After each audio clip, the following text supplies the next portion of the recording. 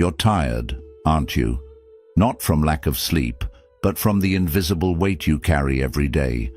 The weight of caring too deeply about things that feel like they should matter, but don't. You replay conversations in your head. You wonder if they liked you, if you said too much, if you're being judged right now by people who barely know you. Somewhere along the way, the need to be understood became a prison, and the more you try to fix it, the more exhausted you feel. But what if the problem was never out there? What if the storm isn't in your life, but in your mind? And it only keeps raging because you won't stop feeding it. Today, we're stepping into a truth most people spend their entire lives running from. It's uncomfortable, it's confronting, but it's also the doorway to something rare, a kind of peace that doesn't come from controlling the world around you, but from finally letting it go. So stay with me. Don't just watch, listen, because at the end of this video, I'll share a single powerful Buddhist insight that could shift how you see your suffering and how you free yourself from it. Lesson 1. The reaction trap and the power of the pause. We often think we're tired because life is too loud, but the real exhaustion, it comes from how often we flinch internally at every opinion, every judgment, every moment that doesn't go our way. You brace yourself against the world as if it's out to harm you. But what if the real struggle isn't the world? It's your expectation that it should always feel gentle. In Buddha's teaching, the mind is compared not to a mirror, but to still water. When undisturbed, it reflects things as they truly are. But stir it with anger, pride or fear, and everything becomes distorted. The disturbance isn't from the world, it's from within. You're not reacting to what happened. You're reacting to how it violated the story your mind was clinging to. So the question is this: why does a passing glance, a misunderstood text, or a forgotten thank you leave you spiraling? The answer isn't that the world is cruel, it's that your ego quietly insists it should be kinder, that it should agree with you, respect you, validate you, and when it doesn't, your mind declares war, not on them, but on yourself. Here's where the practice begins, not with silence, but with space. What if, instead of reacting, you noticed the urge to react and just paused? That tiny moment between stimulus and response is where ancient wisdom lives. It's not weakness, it's awareness. The Buddha never asked us to be emotionless, he asked us to be free. And freedom begins when we stop letting every careless word drag us into emotional battle. You can feel anger rise without letting it speak for you. You can witness pain without becoming it. This isn't detachment out of coldness, it's detachment out of clarity.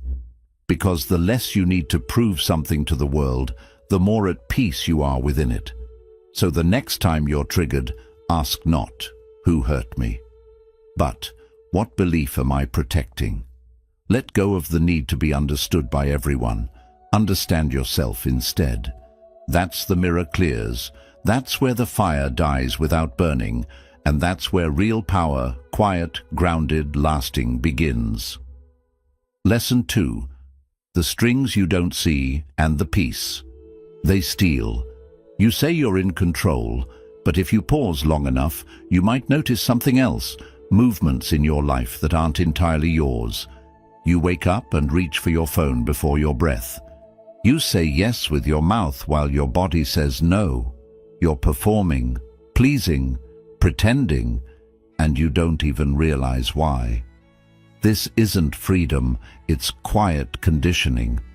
Invisible forces, expectation, fear, the need to be needed, have been shaping your choices like strings on a puppet.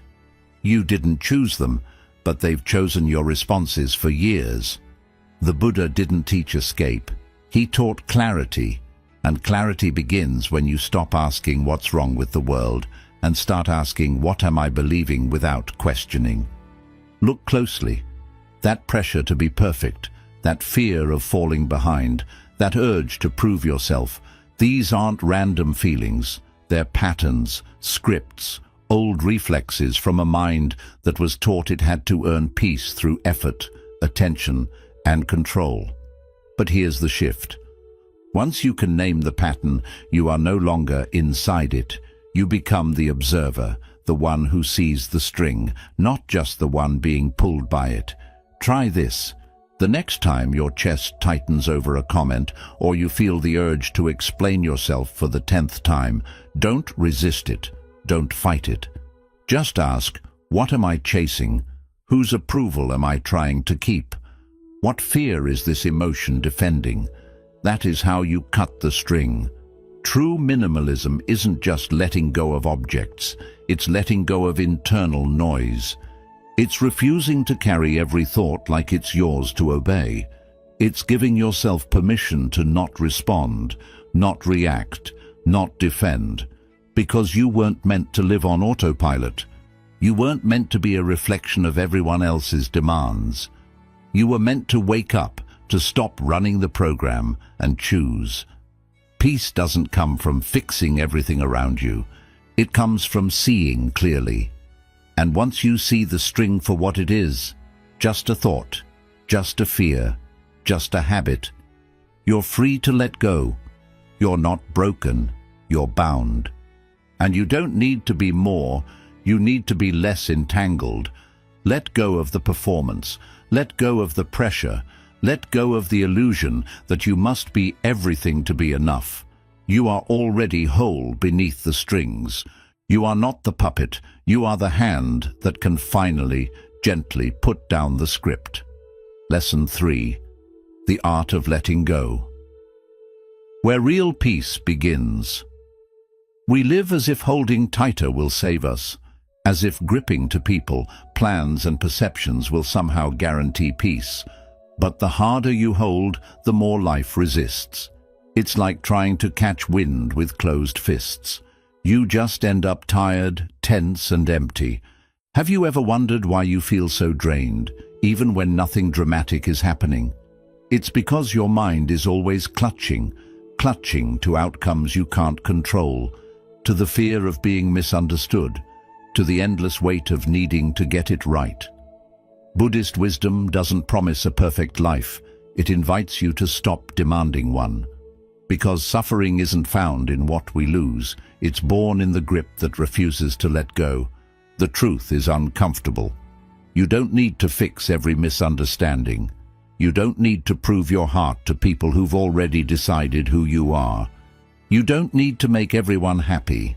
That's not your burden. It never was. What if peace isn't something you earn by getting everything right, but something that naturally appears when you stop trying so hard? Imagine your mind as an open sky, and every worry, every judgment, every expectation is a balloon you're clinging to. One by one, let them go. Watch what happens. The sky doesn't collapse, it clears. Letting go doesn't mean you stop caring. It means you care wisely. It means you choose where your energy flows and what truly deserves it. You don't have to shrink your heart, only your attachments. Start with small rebellions. Don't chase every notification. Don't answer every critic. Don't explain your soul to those who only hear noise. Protect your stillness like it's sacred, because it is. Ask yourself gently, what story am I still gripping today? Who am I trying to impress? What am I afraid will happen if I just let go? The answer is not collapse. The answer is clarity. Because when the need to control dissolves, your natural state, peace, returns.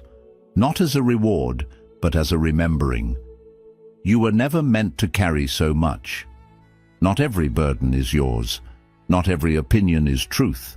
And not every outcome needs your control to unfold. Let go, not out of weakness, but because your soul is tired of gripping. Let go, not to escape life, but to enter it more fully. That's the shift, and that's where peace no longer visits. It stays. Lesson 4. The shift that sets you free. There's a moment, small but powerful, when something inside you whispers, "Wait, maybe I'm not my thoughts," and everything begins to change.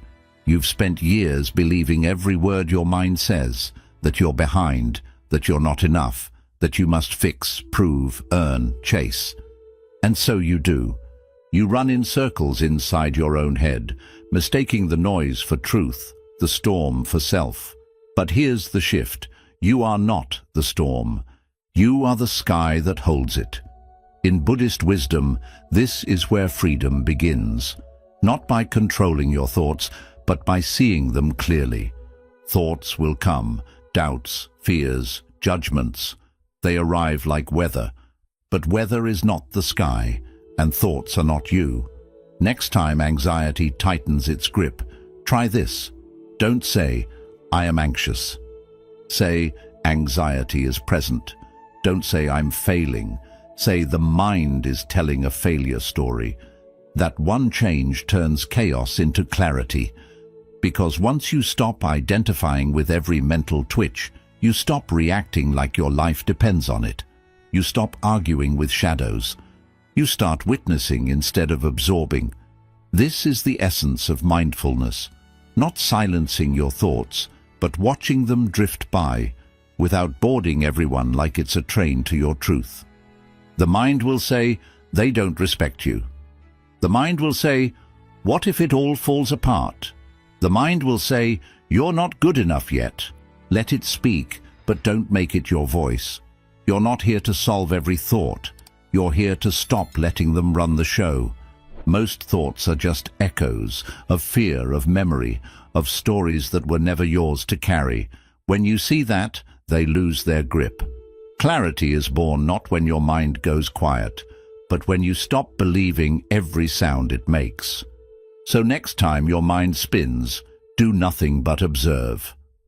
Watch the story play out like a movie. Breathe, smile, let it pass. The sky never panics when the clouds gather. It's wise compassion. You're not withdrawing from life. You're withdrawing from the illusion that every passing thought deserves your energy. And as this practice deepens, something beautiful happens. You stop drowning in the waves. Because you remember, you are not the ocean. You are the sky, still, open, unshaken. You don't need to silence your mind. You only need to remember you were never the storm. You are the one watching it pass. Lesson 5. The discipline of doing less. You're not exhausted because you're doing too much. You're exhausted because too much of what you're doing doesn't mean anything. Your time is being traded for tasks you don't believe in, conversations that drain your spirit, and distractions that feel urgent but leave you feeling hollow. Buddhism doesn't romanticize the hustle. It honors stillness, presence, and intentionality. The Buddha once said, "Better than 1,000 hollow words is one word that brings peace." The same is true for your days. One act done with full attention holds more power than a dozen half-hearted efforts. Imagine your life like a bowstring. Every responsibility, every worry, every distraction pulls on that string. But if your aim is scattered, if you're firing off arrows in every direction, nothing truly lands. Nothing goes deep, and your peace gets pulled apart in the process. The truth is, distraction isn't just killing your productivity, it's stealing your presence. You can't fully experience the moment you're in if your mind is already rushing to the next 5. If your attention is divided, so is your life. And a divided life is a disoriented one. So here's the shift. What if today you only focused on 3 essential things? 3 tasks, 3 intentions, 3 places where your presence truly matters. Emotionally, spiritually, practically. Let the rest fall away, because not every demand is worthy of your energy. Not every request deserves a yes. Some things are just noise in disguise. You've been taught that success means doing more, producing more, being constantly available. But real mastery isn't found in movement. It's found in meaning. It's not about checking every box. It's about showing up fully to what actually matters. Start small. That email that isn't urgent, let it wait. That phone call that drains you every time, you're allowed to skip it. That task that's on your list out of guilt, not purpose, cross it off. Reclaim your time not by filling it, but by filtering it.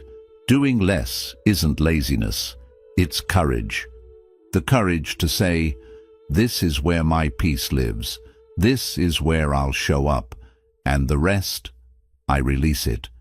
And when you begin to live that way, deliberately, selectively, calmly, the noise starts to fade.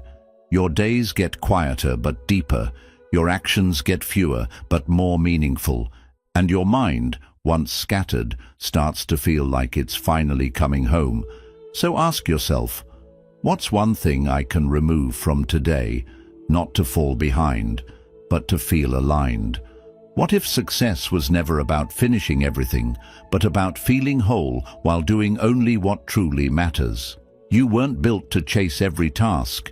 You were built to move with clarity, to act with precision, to live like a single arrow, steady, intentional, and at peace. Do less, but do it better. Not to shrink your life, but to finally deepen it. Lesson 6. Let go of the inner drama. There's a storm inside your mind, but what if the way out isn't through control, overthinking, or analyzing every wave? What if the real freedom comes from no longer needing to fight the storm at all? Most of the suffering we carry doesn't come from what's happening. It comes from the story we tell ourselves about it. A short message, a delayed response, a glance, and suddenly your mind builds a whole narrative. They're upset. I did something wrong. I need to fix this. But stop and ask yourself, did anything actually happen? Or did your thoughts just spin a fiction and you believed it? You see, your mind is a storyteller. It's constantly casting you in roles. The one to blame, the one to fix, the one who's not enough. And if you're not careful, you'll live in those roles, responding to problems that don't exist, fighting battles that were never real, exhausting yourself over nothing. Buddhism teaches us something radical. You don't have to engage with every thought.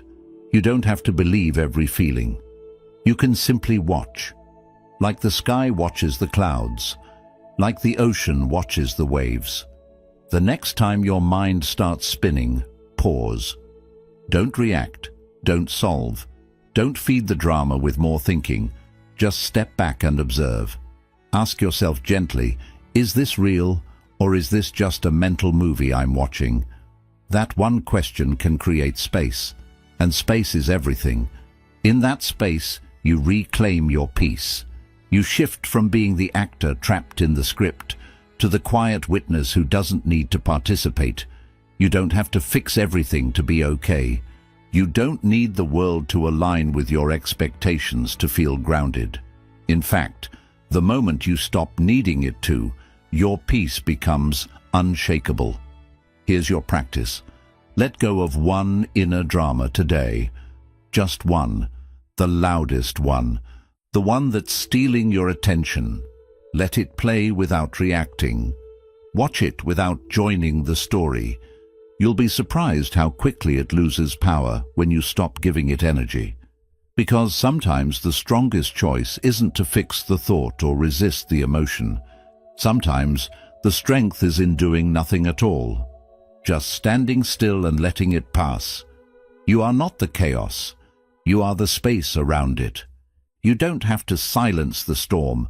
You just have to stop standing in the rain. Lesson 7. Stay open. When pain arrives, our first instinct is to close. We retreat, tighten, brace, convinced that protecting ourselves means surviving.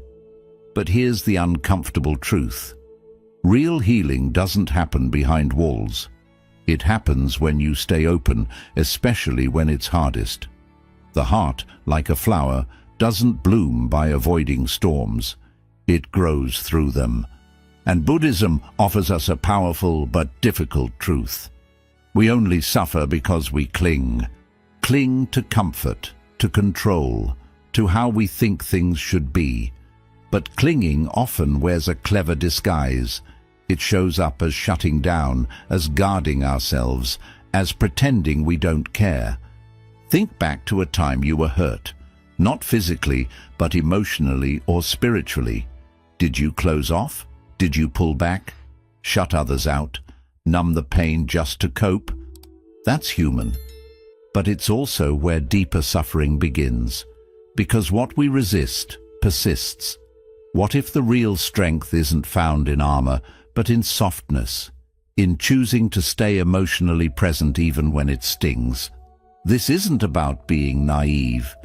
It's not about tolerating abuse or letting people walk all over you.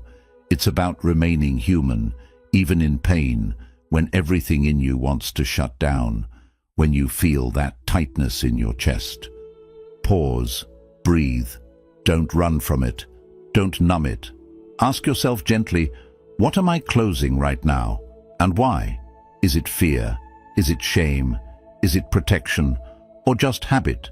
Then, without forcing anything, breathe into that space. Let it soften, just a little. Not because the pain is gone, but because you've stopped resisting it. And in that moment, you've reclaimed your power. You see, shutting down doesn't actually protect you, it just traps you. Inside old stories, recycled emotions, and walls that become cages. Staying open is what allows the pain to pass through instead of take root. It's what prevents discomfort from becoming identity. So here's your quiet practice. Next time life stings, don't collapse. Stay, breathe. Notice what closes and gently ask it to loosen. When you're offended, soften. When expectations aren't met, remain present. When fear knocks, open the door and realize it's just a messenger, not a master. Emotional resilience isn't about being unshakable, it's about choosing to stay soft, even when it hurts. And that softness is powerful. It tells your nervous system, I am safe, I don't have to shut down. That's not weakness, it's wisdom. It's a strength so rare, it almost looks like surrender. But it's not surrender to pain, it's surrender to truth. So ask yourself now, where in your life have you hardened? What would happen if you allowed even a small part of you to reopen? Just for a breath, just for a moment. Because the heart that stays open even after breaking isn't fragile, it's expansive. And that expansion, that's where freedom begins. Lesson 8. Cut the rope of expectations. You wake up hoping for a kind word, maybe a thoughtful text, a small gesture, a sign that someone sees you, but it doesn't come, and suddenly your mood shifts. Not because life has wronged you, but because somewhere deep inside you are holding a silent expectation, a rope pulled tight. Expectations are invisible threads we wrap around people, moments, even ourselves, hoping they'll hold everything together. But more often than not, they quietly strangle our peace. Buddhism teaches that attachment is the root of suffering, and expectations, they're just polished attachments, wrapped in the belief that life should unfold on your terms. But here's the truth, it's not the event that hurts. It's the story, the one where your friend should have remembered, the one where your partner should have responded differently, the one where life was supposed to reward you by now. But life isn't a play you get to direct. It's unscripted, untamed, unfolding, and the more you try to force the narrative, the more you suffer through every unscripted scene. So ask yourself, who are you silently waiting on right now? Who do you expect to reach out, to change, to say something that finally makes it right? What weight are you carrying simply because the world hasn't lived up to your internal script? Imagine you're standing on the edge of a cliff, clutching a rope. On the other end is a heavy boulder labeled "How Things Should Be." Your hands are hurting from holding on, yet you tell yourself that if you just hold tighter, somehow it will hurt less. But the truth? Real freedom comes from letting go. What if, just for today, you let go of one expectation? What if you stopped needing your job to prove your value, your partner to know your thoughts, your past to change itself? Letting go doesn't mean giving up. It means accepting what is, not what you think should be. And that change, it's not weakness, it's wisdom, it's emotional freedom. So the next time pressure builds, when you feel that sharp sting of disappointment, pause, breathe. Ask yourself softly, what rope am I holding right now? Can I let it go? Not for them, but for me. Because every rope you release is one less knot tied around your peace. Here's a quiet truth most people never say out loud. Peace doesn't come when everything is perfect. It comes when you stop insisting it has to be. Say it with me now. This moment is enough. I am enough. They are enough, exactly as they are. And maybe, just maybe, the rope you cut today is the one that has been strangling your joy for far too long. Lesson 9. Reclaim your attention. In a world that never stops shouting for your focus, taking back your attention has become an act of strength and quiet rebellion. Your attention is not just a passive sense, it's a power. Like light, whatever you shine it on begins to grow. If you give it to worries, comparisons, or the noise of others, that's what will take root in your mind. But if you turn it inward, toward presence, awareness, and calm, then that becomes your reality. Buddhism says, the mind is everything. What you think, you become. So pause and ask yourself, what am I feeding my mind today? Is it truth or noise, peace or poison? The modern world is relentless. Notifications, headlines, opinions, they never stop. You're pulled in countless directions before your feet even touch the floor. But beneath all that chaos lies a quiet, steady place within you. A place the noise can't reach, unless you allow it. Your job isn't to control the world, but to keep returning to that still place, again and again. Focus is your true superpower, not only for productivity, but for peace. Because when you guide your attention, you reclaim your energy, your direction, and your life. It begins with subtraction. Unfollow what drains you, mute what distracts you, and release anything that pulls you out of balance. This isn't just digital decluttering, it's mental clarity. When you stop feeding the noise, you finally hear your own voice again, but don't expect it to be effortless. Attention is like a muscle, it weakens when left unused. Distraction is the default. Awareness is the training. The moment you notice your mind wandering, you face a choice. Keep drifting, or gently bring it back. Not by force, but through presence. This isn't about being perfect, it's about practice. The more you return to the moment, the more rooted you feel. In time, the noise will still be there, but it will no longer have power over you. You don't chase every thought, you don't sink in every wave. You stay grounded. Ask yourself right now, where is my attention going? Is it helping me grow, or just keeping me busy? Is it feeding my anxiety, or creating my peace? The world gains from your distraction, but your soul flourishes in your attention.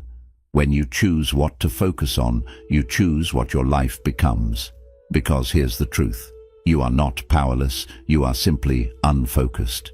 Take back your attention, and you take back your life. In the stillness beneath the noise, your real strength is waiting. Conclusion. You've made it this far, not just through a video, but through a journey back to yourself. Because that's what this is truly about.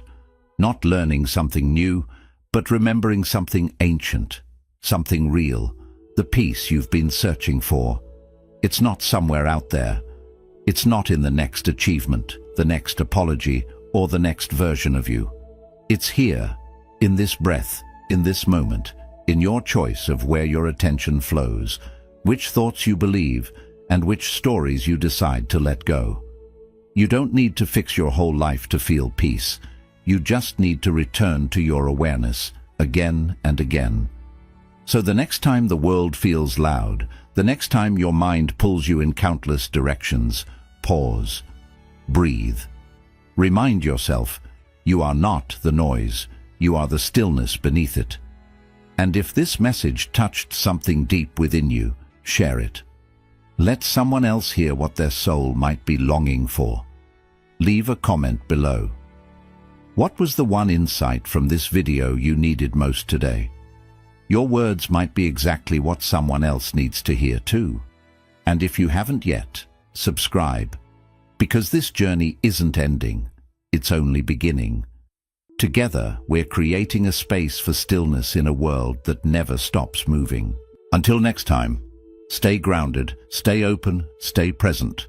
You are not the storm, you are the sky.